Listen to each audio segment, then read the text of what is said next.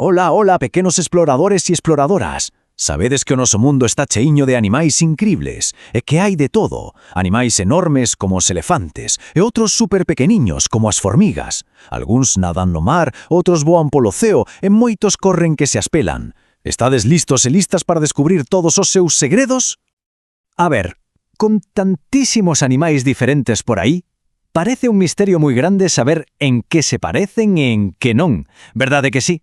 Pois hoxe imos xogar a ser detectives de animais. Xuntos imos seguir unas pistas para resolver este gran enigma. Veña, poñede os vosos sombreiros de detective, que a aventura xa comeza. Moi ben, equipo. Primeira parada. A nosa primeira pista está agochada. Ui, onde estará? Pois no interior dos animales. Sí, como o escoitades. Dentro deles. A ver, que atopamos por aí dentro? Pois mirade, moitos animais teñen osos por dentro, igual que a nós. Se nos tocamos as costas, notamos un oso longo, verdade? Pois iso é a columna vertebral. É superimportante. Os animais que a teñen chámanse vertebrados. A xirafa, con ese pescozo tan longo, é un exemplo perfecto. Pero tamén os cans, os gatos, os peixiños, todos eles son vertebrados. Pero, e que pasa cos que non teñen osos? Existen? Claro que sí, hai moitísimos. Os seus corpos son brandiños e moi flexibles, e por iso lles chamamos invertebrados. E hainos por todas partes, no mar, na terra e ata voando polo aire.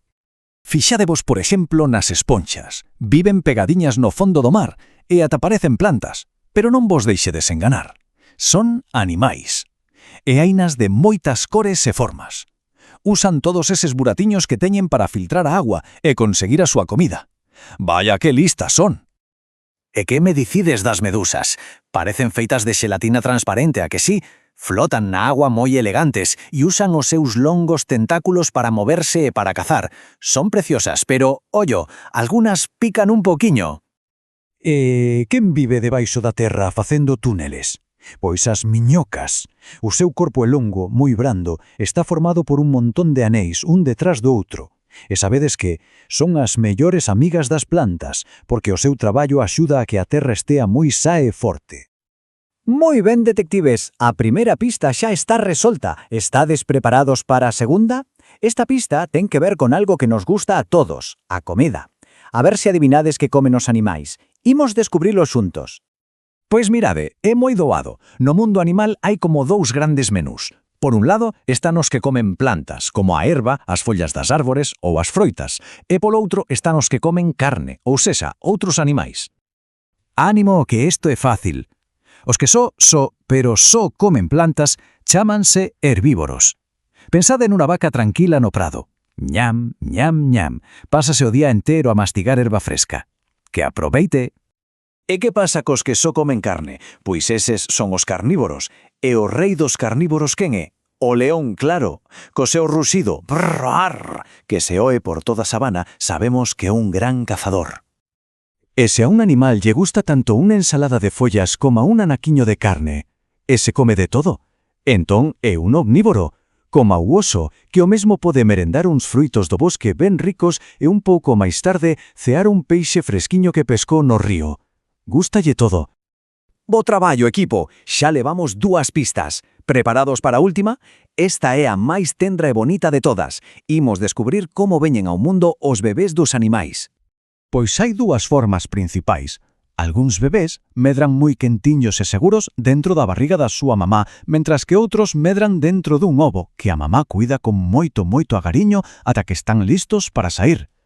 Os animais que nacen directamente da barriga da súa mamá chámanse vivíparos. Cando o bebé xa está listo de todo, sae ao mundo.